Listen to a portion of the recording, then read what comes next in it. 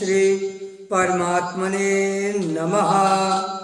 नारायणं नमस्कृत्य नरं चैव नरोत्तमं देवीं सरस्वतीं व्यासं ततो जयमुदीरयेत्।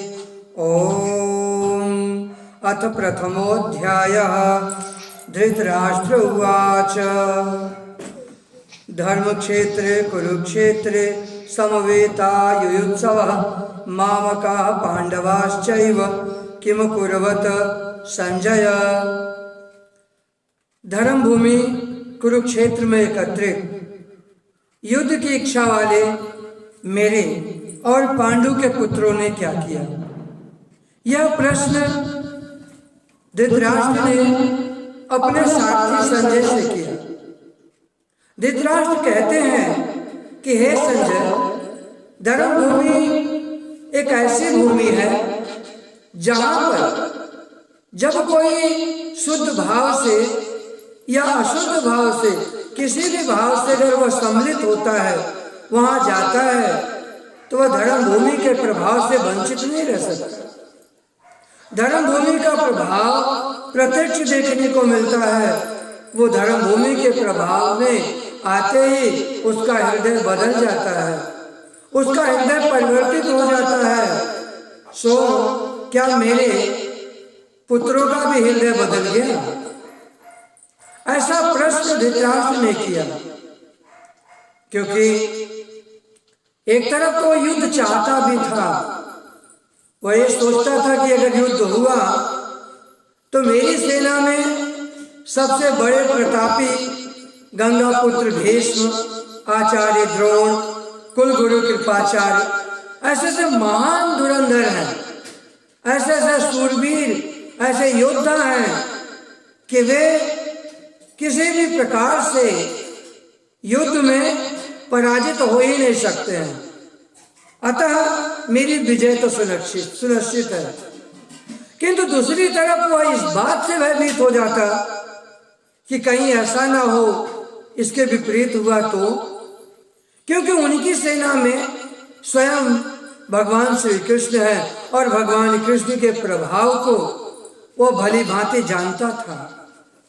आदरणीय जनों, इस दुविधा में, ऐसी विचित्र स्थिति में उस धृतराष्ट्र ने संजय से कहा कि हे संजय, जरा देखो तो, देखकर यह बताओ कि क्या धर्मभूमि के प्रभाव से मेरे पुत्रों की जो बुद्धि है वो सुधर गई? क्या उन्होंने युद्ध की अभिलाषा को छोड़ दिया? यह प्रश्न जब संजय से किया तो संजय ने इसका उत्तर दिया है। संजय कहते हैं कि हे महाराज धृतराष्ट्र, जिस वक्त पांडवों की इस बड़ी भारी सेना को जब आपके पुत्र दुर्योधन ने देखा तो उसने आचार्य द्रोण के पास जाकर कहा, दृष्ट्वा तु पांडवानीकं व्यूढ़ं दुर्योधनस्तदा आचार्यमुपसंगम्य राजा वचनम अब्रवीत। वो राजा की तरह जाकर इस वचन को कहा। किससे? जाकर के आचार्य द्रोण से जाकर के कहा ये बात। यद्यपि उसकी सेना के जो प्रधान सेनापति हैं वो गंगापुत्र भीष्म है। गंगापुत्र भीष्म जो सेना के प्रधान सेनापति हैं, यद्यपि यह बात उसे सेनापति से जाके कहना चाहिए, लेकिन उसने सेनापति से जाकर ये बात नहीं कहा। उसने किससे जाकर के बात कहा? उसने जाकर के यह बात जो है आचार्य द्रोण से कहा, द्रोणाचार्य से कहा। द्रोणाचार्य से जाकर के कहा कि आपके बुद्धिमान शिष्य द्रुपद पुत्र धृष्टद्युम्न द्वारा व्यूहाकार खड़ी की हुई इन पांडवों की बड़ी भारी सेना को देखिए, पांडवों की सेना को देखिए। ये बात संजय ने धृतराष्ट्र से बताया कि राजा, यद्यपि राजा आप हैं, किंतु दुर्योधन अब इतनी अपनी राज्य अभिप्सा के कारण एक राजा की तरह उसने आदेश दिया है। इस प्रकार से पहले अध्याय के मंत्र संख्या 1 से लेकर 11 तक, मंत्र संख्या 11 तक दोनों सेनाओं और दोनों सेनाओं में सम्मिलित सेनापतियों के और सेना में आए हुए समस्त शूरवीरों के उनके पराक्रम की विस्तृत व्याख्या है। और जो विस्तृत व्याख्या है उस विस्तृत व्याख्या की तरफ न जाते हुए हम सीधी तरीके से समझते हैं कि क्या किस प्रकार से था। तो जब सेना का वर्णन किया है, स्वयं दुर्योधन ने बात कही है। दुर्योधन ने कहा, महाराज जो ये सेना है ये दोनों सेनाओं के बारे में दुर्योधन ने कहा कि गंगापुत्र भीष्म द्वारा रक्षित ये जो सेना है ये हमारी सेना भी जीतने में सुगम है और भीम द्वारा रक्षित पांडवों की सेना भी जीतने में सुगम है। इसके बाद मंत्र संख्या 12 से लेकर 19 तक शंख ध्वनि का वर्णन है, विस्तृत शंखनाद का वर्णन है। मंत्र संख्या 19 तक यहां पर सभी सेना थी, सेनापति जो थे, सभी लोगों ने शंखनाद किया है। भगवान श्री कृष्ण ने पांचजन्य नामक शंख बजाया और अर्जुन ने देवदत्त नामक शंख बजाया।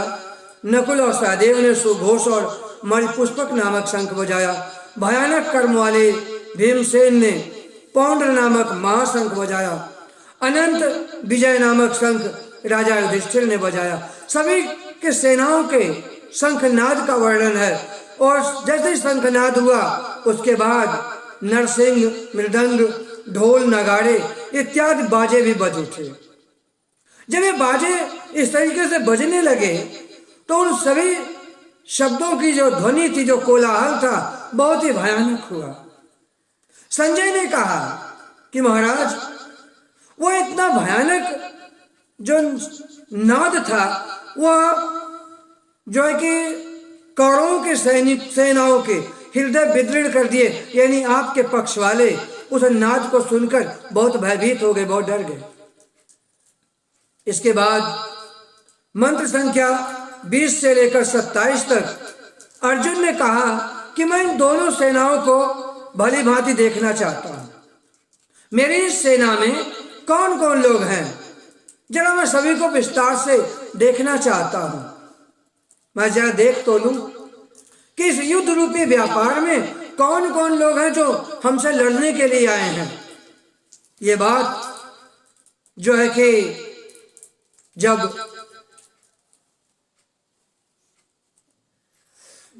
धृतराष्ट्र से और संजय के संवाद में संजय ने बताया, संजय कहते हैं, संजय कह रहे हैं कि जो सेना है, यद्यपि आपकी सेना का सामर्थ्य बहुत है, लेकिन फिर भी निर्भीक और निडर अर्जुन ने कहा कि मेरी सेना को दोनों सेनाओं के बीच ले जा करके आप खड़ा कर दीजिए। मैं देखना चाहता हूं, युद्ध में आए अभिलाषियों को मैं जरा भली भात देख तो लूं कि कौन कौन है जो मेरे से युद्ध करने आया है। ये जो युद्ध है, क्योंकि ये भगवान कृष्ण के नेतृत्व में ये जो युद्ध लड़ा जा रहा था, यह युद्ध धर्म और अधर्म का युद्ध था, कोई सामान्य युद्ध नहीं था। यह अच्छाई और बुराई से संदर्भित यह युद्ध था। इस युद्ध में सम्मिलित समस्त लोगों को जो है कि देखने की बात की गई है। लेकिन कैसे? अर्जुन ने देखने की अभिलाषा व्यक्त की, बाकी और किसी ने अभिलाषा व्यक्त नहीं की कि मैं देखना चाहता हूं कि कौन कौन लोग युद्ध करने आए, और किसी ने कोई ऐसी अभिलाषा व्यक्त नहीं की है। भगवान श्री कृष्ण अर्जुन को निमित्त बनाकर इस गीता ज्ञान गंगा को प्रवाहित करना चाह रहे हैं। अतः भगवान श्री कृष्ण ने स्वयं जो है भगवान श्री कृष्ण अर्जुन की रथ को ले जाकर दोनों सेनाओं के बीच में खड़ा कर दिया। भगवान ने कहा कुरुन पश्य, हे अर्जुन इन कौरवों को देखो, इन कौरवों को भली भांति देखो। तो अर्जुन ने देखा, अर्जुन ने क्या देखा कि मेरे पितामह, सबसे पहले अर्जुन ने अपने पितामह को देखा। जैसे हमारे जीवन में जिसका सबसे ज्यादा महत्व होता है ना, हम उसी को ढूंढते हैं। अब जब कोई भी दुख हो, कोई विपत्ति का समय हो, कोई परेशानी का समय हो, तो सबसे पहले आप किसको देखते हैं? आप उसको देखते हैं ना कि आखिर आज ऐसे समय में आपके साथ कौन खड़ा है।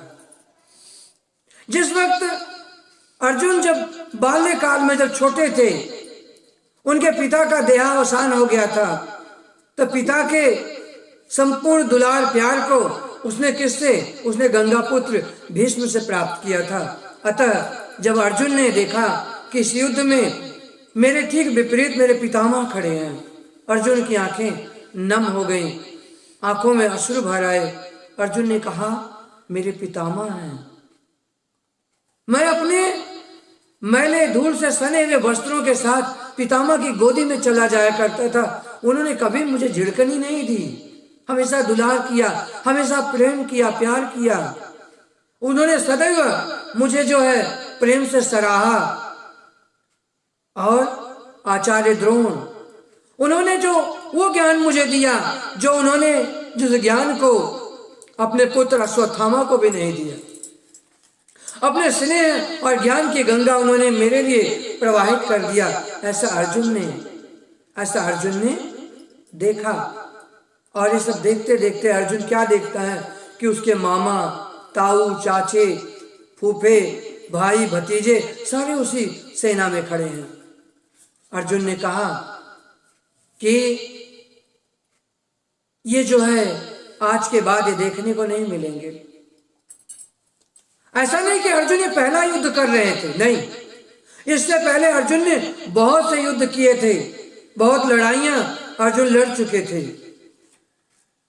और ऐसे ऐसे लड़ाइयों को लड़ने के बाद, युद्ध करने के बाद वे अर्जुन आज एक जो है कि शोक, संताप और मोह से ग्रस्त होकर अर्जुन सोच रहे हैं कि ऐसी स्थिति में मुझे क्या करना चाहिए। अर्जुन ने ये बात सोचा कि ऐसी स्थिति में मैं क्या करूं। तनिक विचार करके देखिए। आपको हम अपनी भारतीय सेना के बारे में बता रहे हैं। भारतीय सेना में हमारे जो भारतीय सेना है, उस सेना में भी एक ही घर के 2 पुत्र 3 पुत्र भी फौज में सम्मिलित होते, भर्ती होते हैं। जब युद्ध शुरू होता है तो उसने बड़े भाई ने अपने छोटे से कहा कि एक काम करो तुम छुट्टी लेकर घर चले जाओ, हम युद्ध लड़ेंगे इधर। क्योंकि यदि मान लो कि कल को मेरी अगर मृत्यु हो जाती है तो तुम रहोगे तो तुम परिवार को देख सकते हो, तुम परिवार का हित समझ सकते हो, देख सकते हो। जब ये बात एक भाई ने अपने भाई के प्रति जब कहा तो उस भाई ने बड़ा सुंदर उत्तर दिया। उसने कहा नहीं, ये नहीं हो सकता। हम दोनों ने सैनिक धर्म का पालन करना है, दोनों ने हमने युद्ध करना है, और होता भी है ये। किंतु हमारे जीवन में क्या है? हम भी जीवन का महाभारत लड़ रहे हैं। सभी लोग अपने जीवन का महाभारत युद्ध लड़ ही रहे हैं। यह महाभारत ही तो है। जिस घर में, जिस परिवार में हम रह रहे हैं, हम ये कह करके अपना बात शांत कर लेते हैं कि जहां पे 4 बर्तन हैं वहां आवाज तो होगी। यही कहते हैं ना कि जहां 4 बर्तन हैं वहां आवाज तो होगी। लेकिन विचार करके देखिए कि वो 4 बर्तन की जो आवाज है, क्या वो आवाज थोड़े में खटर पटर तक ही रह जाती है? ऐसा नहीं है। आपको जान करके हैरानगी होगी कि हमारे देश में विभाजन नहीं होता था, भारत में बंटवारा नहीं होता था। ये विभाजन, ये बंटवारा, ये गुलामी के पहले नहीं था। एक एक परिवार में जो एक इतना बड़ा परिवार होता था, 2-2, 250-250, 300 का पूरा परिवार होता था। परिवार के परिवार एक साथ रहते थे। और उस वक्त क्या करते थे, जो बच्चे होते थे जो बाहर जाते थे ना, तो वो अपने परिवार को लेकर के जाते तो जरूर थे, लेकिन इस उद्देश्य से वो नहीं लौटते थे कि हम अलग है वो अलग है, ऐसा नहीं है। पूरा का पूरा परिवार एक साथ रहता था। महाभारत काल से ही देख लीजिए आप, 5 पांडवों का कहीं से भी अगर आप उल्लेख करेंगे, खोलेंगे, तो आपको ये नहीं मिलेगा कि 5 पांडव का अलग अलग रहे, ऐसा नहीं है कहीं वर्णन। या भगवान राम के 4 भाई थे तो चारों भाइयों का राज्य अलग अलग रहा, ऐसा सुनने को मिलता है? ऐसा नहीं मिलता। चारों अयोध्या में ही थे। रामचरितमानस में भी यही लिखा हुआ है। यहां तक कि 100 कौरव थे, वो कितने बिगड़े हुए थे, लेकिन फिर भी वो 100 एक साथ रहते थे। इसका मतलब कि हम लोग अब मान कर एक और छोटा सा मेरा प्रश्न है, जरा समझ करके जरा देखिए इस चीज को। इसको इस प्रकार से समझिए आप, जैसे मान लीजिए एक घर है, उस घर में जो है कि एक पिता है, उस पिता की 2 संतानें हैं।